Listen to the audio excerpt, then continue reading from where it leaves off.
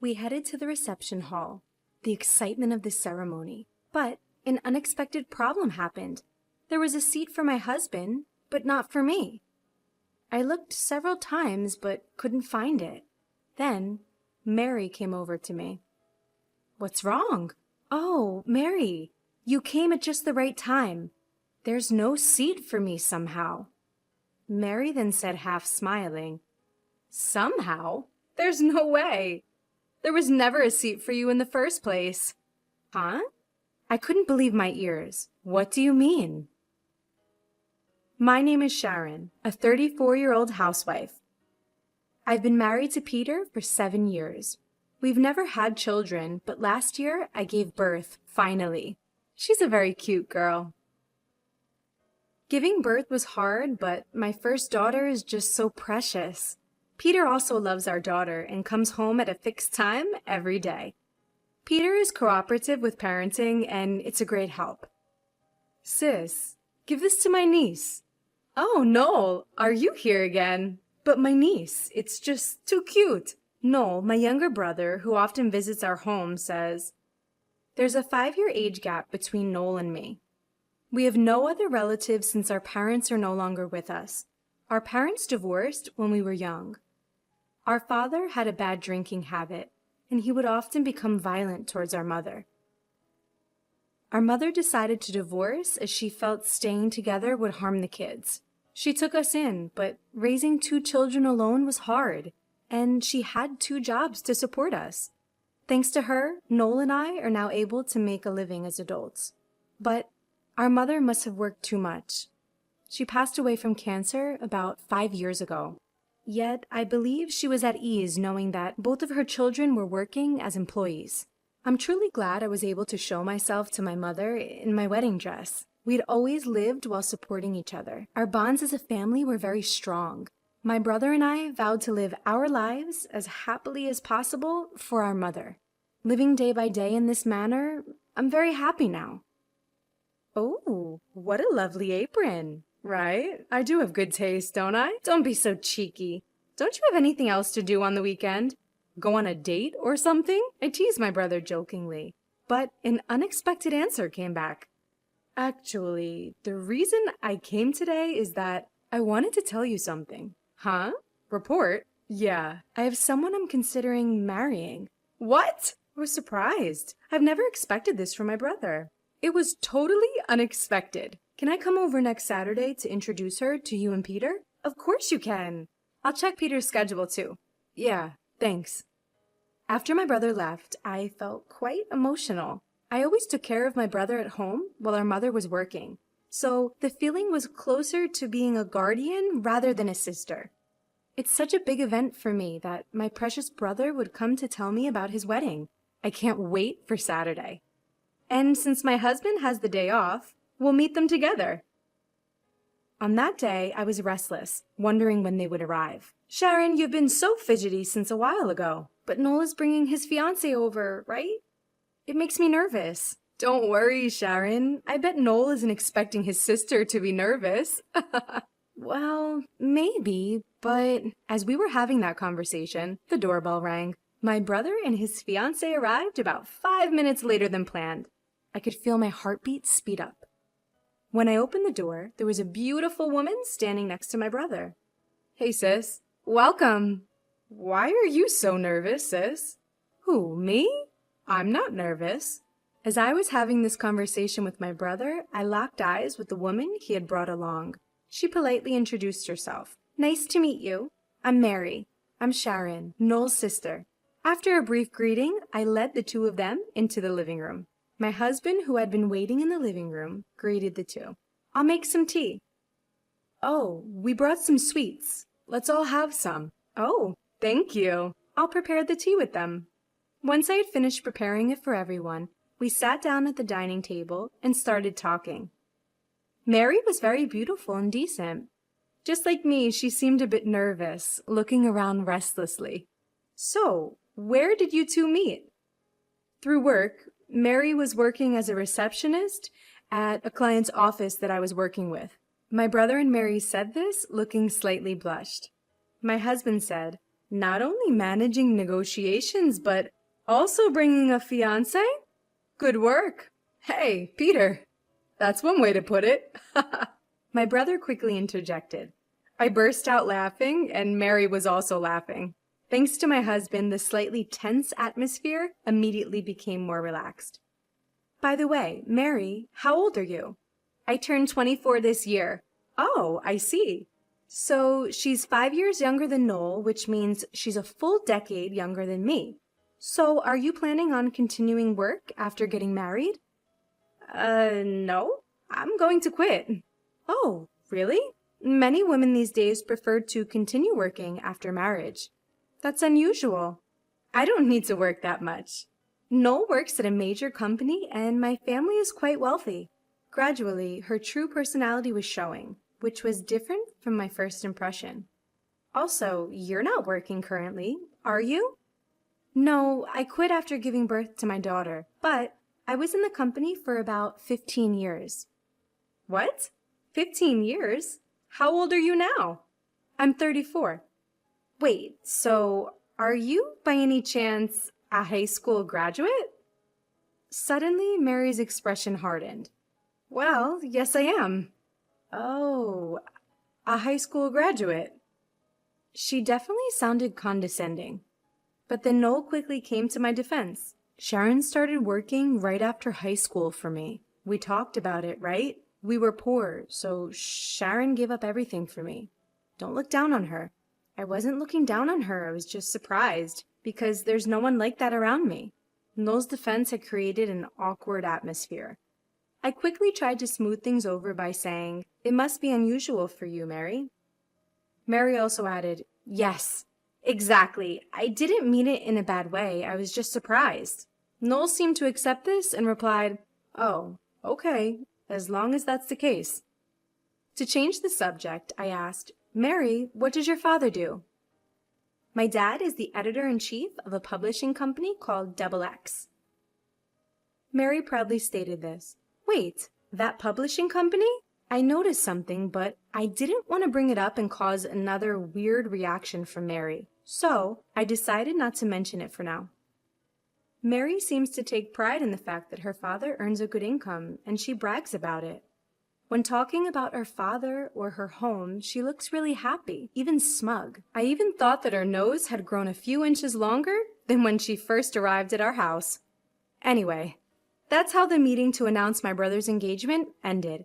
After seeing off Noel and Mary, I immediately slumped onto the sofa. Phew, I'm exhausted. You did well. I'll make some coffee. My husband said this as he comforted our daughter in his arms. Thank you. But I wonder if Noel's going to be okay. He said this as he moved our daughter to the crib. Huh? Because Mary seems difficult, and she was mocking you. I hope they're okay. Well, Noel did quickly point that out, so maybe that part will be okay. Although I said that, I was also a little worried. Noel and Mary had grown up in very different environments, so their values must be quite different. No matter how successful Noel is, the different background could cause misunderstandings. But it's Noel's life, so he's the one who needs to make all the decisions. As his sister, all I can do is watch over him. After several months had passed, Noel and Mary came to visit our house. What brings you here all of a sudden? We wanted to give this to you today. What? What Noel handed over was an invitation to their wedding. Wow! You're finally holding the ceremony. We really want you to come. Of course, I'll be there. It's my dear brother's big day after all. As I was getting excited, Mary interjected. But you don't have any relatives to rely on, and you can't bring your baby to the wedding, can you? She could be worried, but from Mary's tone clearly implying, "Are you really coming?" Oh, don't worry about it. We'll leave her with my mother-in-law. When I said that, Mary seemed disappointed and murmured, "Is that so?" What's up, Mary? You seem down. Noel noticed. Mary suddenly changed her impression. Do I? I'm just tired. With a forced laugh. Yeah, it's been a rush trying to get everything done because our schedules didn't match. To ease their burden, I suggested, why don't you head home and rest? Thanks for the invitation. To be honest, I didn't want to spend more time with Mary, who clearly disliked me. But she's the woman Noel chose. So I refrained from voicing my objections about their marriage. When the day of the wedding arrived, my husband and I went to the venue. Noel looked so handsome walking with Mary. As I've always cared for him like a mother, I was moved to tears. "Mom, look at how grown Noel is," I murmured in my heart, knowing our mom in heaven must be watching. She must be watching the ceremony, emotionally charged from heaven. We headed to the reception with the excitement of the ceremony. But there, we encountered an unexpected problem. While there was a seat for my husband, there wasn't one for me. I searched several times, but I couldn't find it. So I had to tell the venue staff. However, even after they checked, they confirmed that there was no seat for me. Isn't it strange that the groom's sister's husband has a seat, but the groom's sister doesn't? My husband asked the staff. They showed us the seating chart that Mary and Noel had given them. Just then, Mary came over. "What's going on?" "Oh, Mary, good timing. There seems to be a mistake, and I don't have a seat." Mary laughed and said, "A mistake? There's no way. We didn't prepare a seat for you from the start." What? I couldn't believe what I heard. "What do you mean?" When I asked this, Mary's expression turned evil. "When Noel is with you, he doesn't care about me, and he's spending all his money on his niece." "Can't be. Noel buys things for our daughter, but they aren't expensive, and occasionally." "That's not the point. Anyway, my happiness is diminished by you. Please leave." With that, Mary glared at me disdainfully. What a terrible woman she is. Is it possible for someone to act this horribly based on misunderstandings? I hate the fact that my dear brother is marrying a woman like this. Suddenly, a man rushed towards us, exclaiming, Hey, Mary, what are you doing?" "Huh? Dad, why are you so panicked?" It was Mary's father. He also had connections with me. "You didn't say something rude to this lady, did you?" "Huh? This lady? She's the annoying old hag interfering with my happy marriage." What? Apologize, right now." What's with you, Dad?" I had enough of their arguing, so I turned to Mary's father and bluntly stated my intentions. "Editor-in-chief, I want to conclude my column with this week's issue.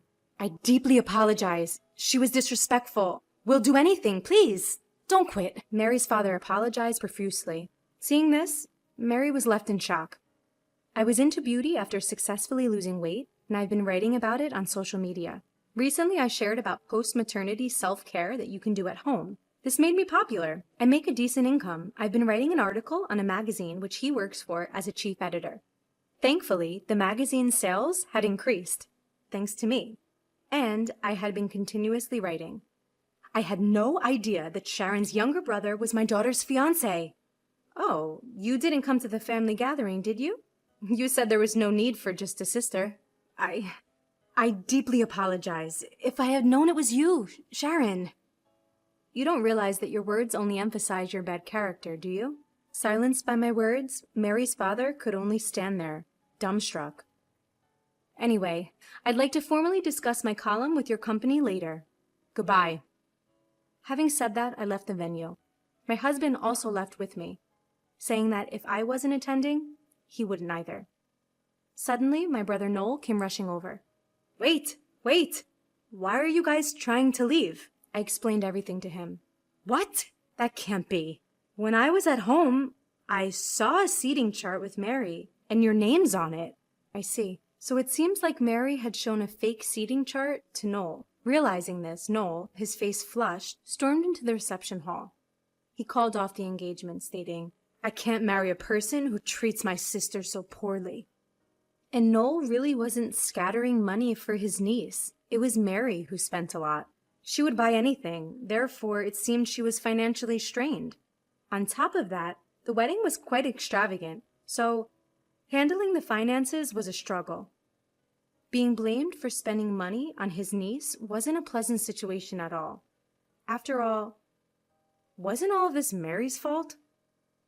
Noel explained to the attendees that it would be just a regular dinner, and then he left. Later, there were issues regarding the wedding costs, but I cooperated with Noel to resolve them, as Noel had proposed the breakup. He ended up in a disadvantageous situation, but originally it was Mary's fault. Unconvinced, I decided to use my power a little. I told Mary's father that if he agreed to pay all costs, I would continue the contract.